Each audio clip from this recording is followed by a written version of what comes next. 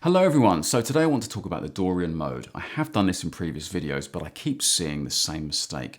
Often on YouTube backing track videos, the backing track will say this is in, say, the key of D minor, and you'll start playing a natural minor scale over the top and it doesn't work. And the reason is it's a Dorian progression. Now the person that's posted the backing track, they've not really done anything wrong. It is a minor key, they're technically correct. It'd just be nice if it said Dorian. But one thing that's less forgivable is when you see a backing track that claims to be a Dorian progression and it simply is not. So in this video, I'm going to show you how you can recognize when something is Dorian by seeing it and by ear, and then what to do over the top of it. Now, if your theory isn't so hot, check out my series of videos all about music theory. I'll put a link at the end of this video to that. And that takes you from the beginning all the way up to modes and then beyond. Now, for those of you that just want a quick refresher, we'll talk about theory for about a minute. You can skip that if you know the theory. But I want to show you some shortcuts. So stick around to the end. I'm going to show you a great shortcut that can help you play Dorian without really having to think too much. First of all, quick recap on Dorian and what it is. So Dorian is what's called the second mode of the major scale. If you take a major scale like, say, C major, play the same notes but start on the second note. Sounds completely different. It's not happy and predictable. It's now got a slightly more minor feel to it. It's not depressing like D minor though. Instead, it's got a slight lift to it. Okay, and we'll talk about that in a second. Now, if you look at the chords in the key of C, you'll see that the second chord is a D minor. And if you treat that chord as if it was the root note, you've got yourself a Dorian progression. So let me show you what I mean. Here's an example. Let's take some chords in the key of C. Let's say the D minor and G, okay? Now, we're going to resolve on the D minor. And to really establish that chord as being home, I'm going to leave a root note of D on both chords. So here's D minor. In fact, I'll play D minor 7. Here's the G, but I'll leave a D on the bass. So I've got this kind of thing.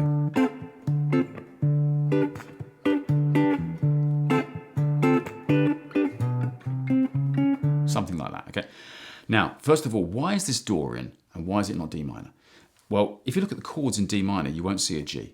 You'll see a G minor. And if I play that, it will sound very dark and sad. We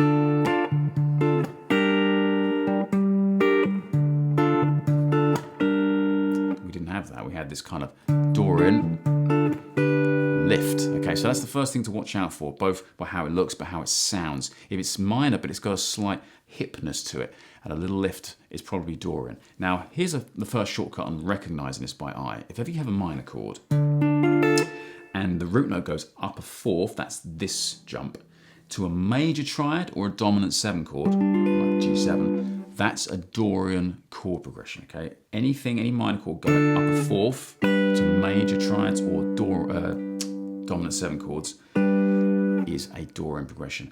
Sometimes it's disguised. Sometimes you might have this D minor 7 going up to G dominant 9 or G9 for short. But it's still got that kind of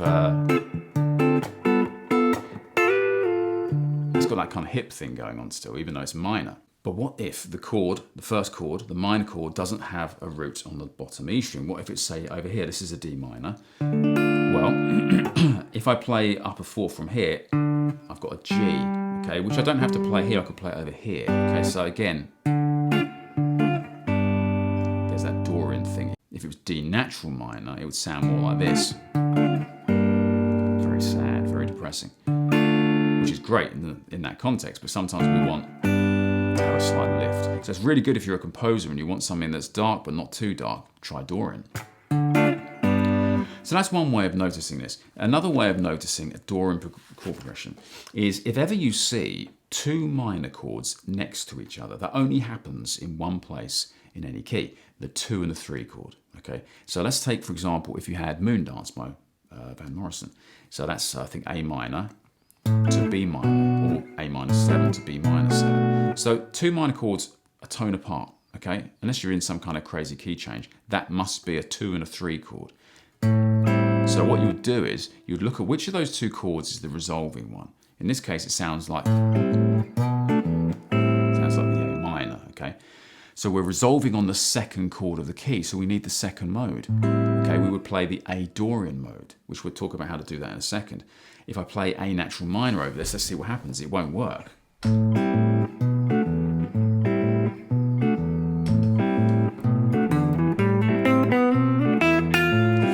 note there clashes, right? Now I'm going to play Dorian.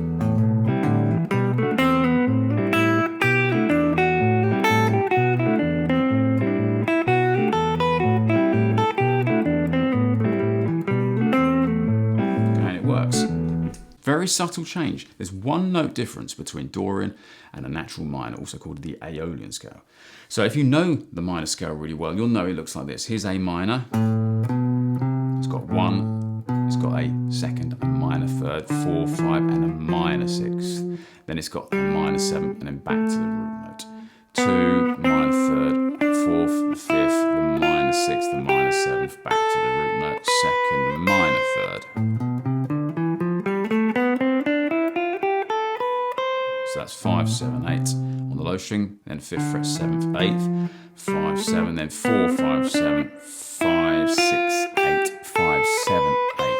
So all we do with Dorian is we change one note. We change this minor sixth to a major sixth, and we get this lift. There it is. And there it is again.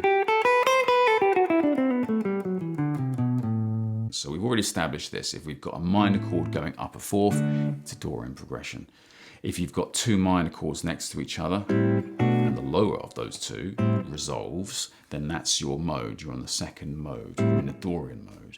Another thing you might see is you might have a chord progression where the fourth chord in the key is suddenly switched to minor. So for example, if I'm in the key of C, I go C, and then the fourth chord F, and then make it F minor. Okay, back to C. That's a very common example of where you can use Dorian. You can also use something called melodic minor, but I would keep it simple for now. So over the F minor, play F Dorian. And you might think, why not F minor? Why not F natural minor? Okay, you could, but it's so far removed from your key of C, it can sound a bit jarring, whereas F Dorian is a little bit closer. Also, for the theorists amongst you, you'll be interested to know that what's happened there is that F minor chord has been borrowed from the parallel minor key, the key of C minor. Okay, now C minor's relative major key is E flat, and the second mode of E flat is F Dorian. So how would you recognize that by ear? Well, basically, if ever you hear this very bitter-sweet chord progression, it's basically Dorian. Have a listen. Here's another key. I'll do this in a key of G, for example.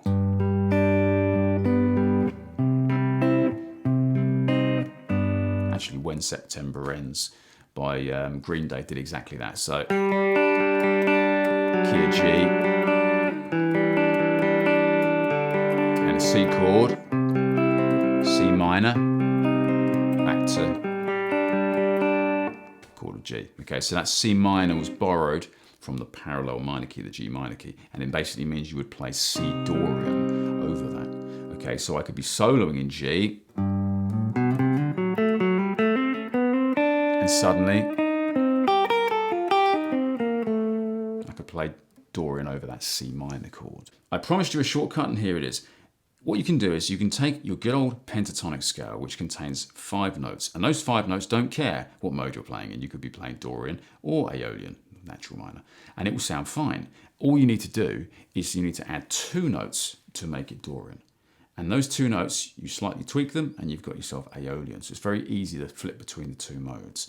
Let's do this in the second mode of the key of C. Let's do D Dorian, okay? So if I'm playing a chord progression like D minor to G, that's a Dorian progression, okay? And what I can do is I can play a minor pentatonic scale over it. In fact, let's put that in the loop up.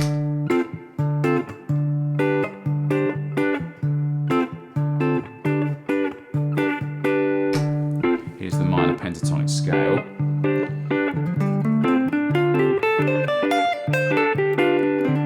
And that works, okay? Now watch what happens if I play a natural minor scale. It won't work because of that clashing flat 6. And again, there, it doesn't really work, okay? So because it's a Dorian progression, not a natural minor one. So here comes the natural 6. And again.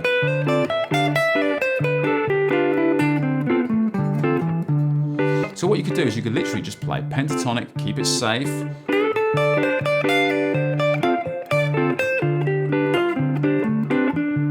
And then suddenly, there, that major 6, okay? Maybe when you're feeling brave, this second here, which is actually common to both Dorian and natural minor, so it's quite a safe note there. Just like that one's safe as well. Now some people would do this and they wouldn't actually play Dorian at all, they would just stick to pentatonic, and that's perfectly fine, but you'd be missing out on something.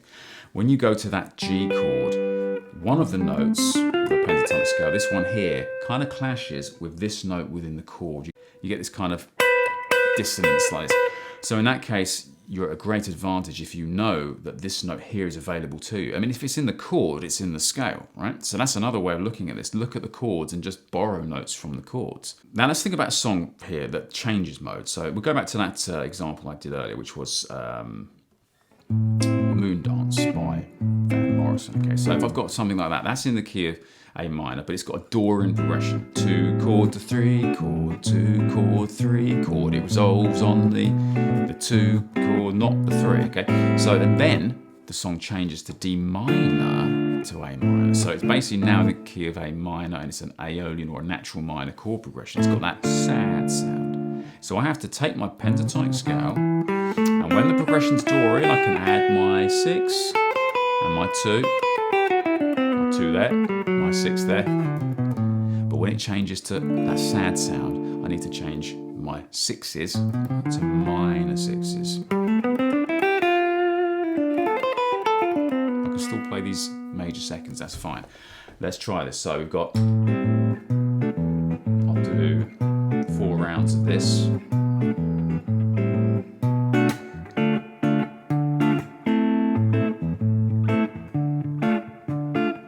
That'll do. I won't play the whole progression. Dorian, minor,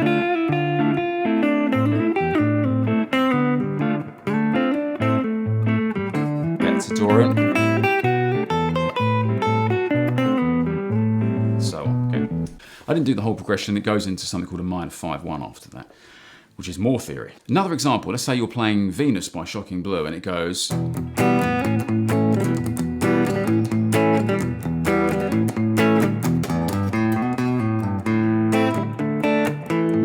Baby, she's got it. I'm your Venus. Na, na, na, na, na, na. So what's going on there? I've got E minor, A. So what do we think that is? It's a minor chord. It's going up a 4th to a major, so it's an E Dorian chord progression. E minor is the resolving chord, so it's E Dorian. But then it changes to A minor. I played it there, I could do that. A minor up to a D. Again, it's a minor chord going up a 4th, but it's actually changed key and gone to A Dorian. So you've got to be able to change key when that happens, right? So now here's a problem. If I was soloing over that and I've got this sudden change, do I really want to go down here from E Dorian and suddenly play up here to A Dorian? Wouldn't it be great if I could not have to jump around all over the place? What you could do is you could take all 5 pentatonic scales and you could just add major 6th to them and major 2nds, and you've got Dorian. Or major 2nds and minor 6ths, and you've got the natural minor scale. That's a lot to do in one video, and I have done videos about that as well, but let's keep it simpler than that. Let's just mostly play pentatonic and add a few notes when we're comfortable. And pattern 1's always an easy way to do that because it normally fits right over your chord progression. Another favourite of mine is to take pattern 4.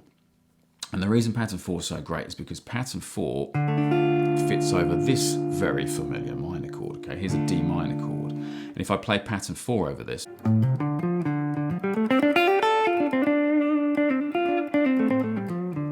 okay, it's pattern 4, okay? Just to recap if you don't know, big stretch, small stretch, move over, small stretch, move back, big stretch.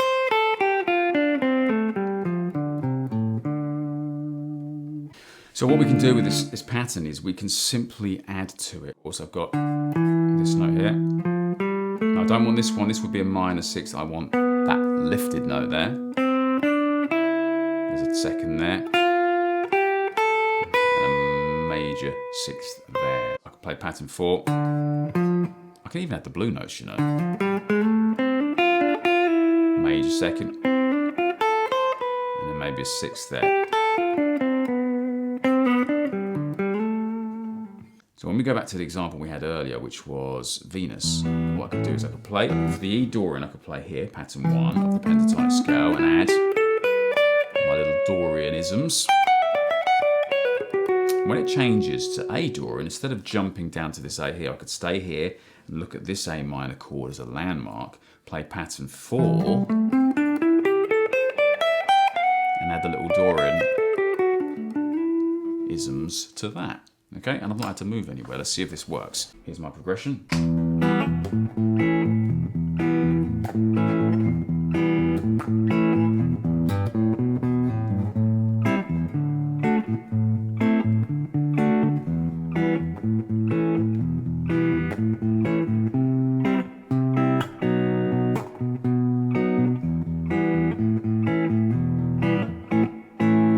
E Dorian.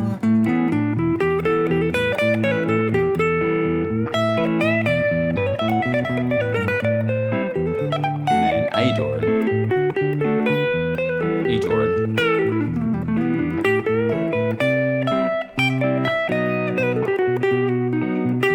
that's a little bit of frigid dominant there. Back to Dorian again. Here it comes. A Dorian.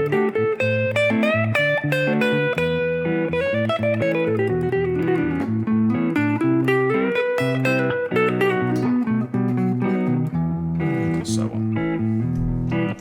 Okay, it's not the most awe-inspiring solo. I was playing very dry and clean there with no gain. But you get the idea, it works. So anyway, we've got our two favourite go-to places, pattern 1 and pattern 4, because they fit nicely over common chord progressions. And you'll notice in my videos, I talk a lot about the importance of using chords as landmarks. They tell you what you can and cannot do. So let me show you some little simple Dorian licks that you can add to your repertoire. Here's one of them. It's a pentatonic lick made Dorian. Very simple. So I'm going 10, 12, 10, 12, 10, 13, and then adding that little Dorian 12, that major 6. Okay, that's the first lick. Next one is kind of like a G dominant 7 arpeggio, plus some extra notes. And then climb down the scale. It's a lovely little Dorian thing. The next lick is this.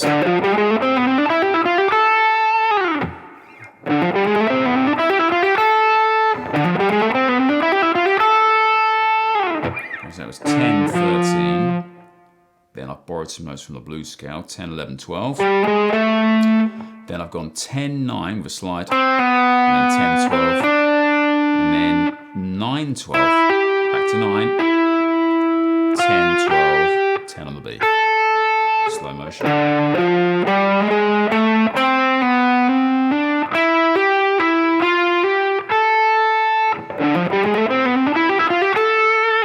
For the more adventurous amongst you, you can do arpeggios like this. G7, B minor, 13, 10, 12, 12, and 13 on the B, to 10, 10, 12. Okay. So let's take pattern 4 now over this D minor chord, and let's add some Dorian isms to that. So what I love to do here is play a D minor 7 arpeggio, and then add a wrong note going quickly to a correct note. So that's the minor 6th into the correct Dorian major 6th. And then I might play 8 on the B. So I've got, let's add one note to that. We'll go 5, 7, 6, 5, 8, slide.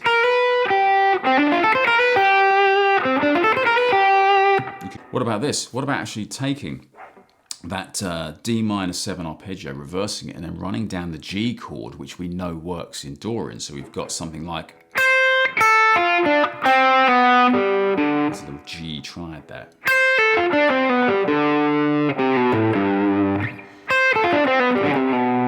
Try this one. Put it all together.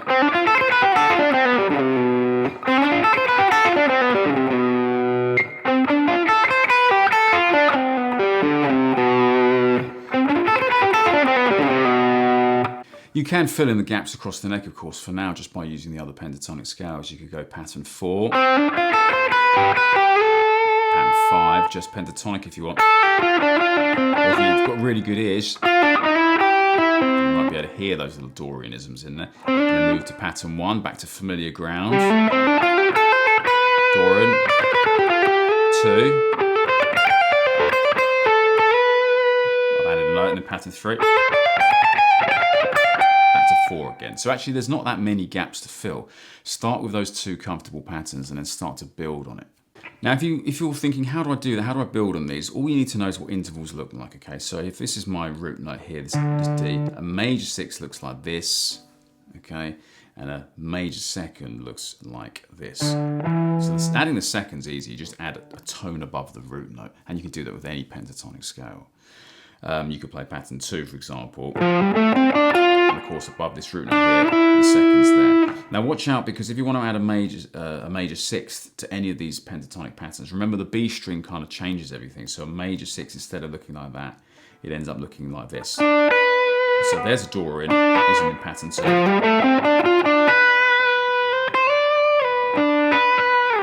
Okay. So major 6th and major 2nds, add them to your pentatonic scales and you are good to go. Thanks for watching, people. I hope that was useful to you. Remember, if you're at all confused by modes, make sure you watch my videos all about theory. I'll put a link here, or will it be here, to those. Check that out from the beginning. Anyway, thanks again for watching, and I shall see you next time.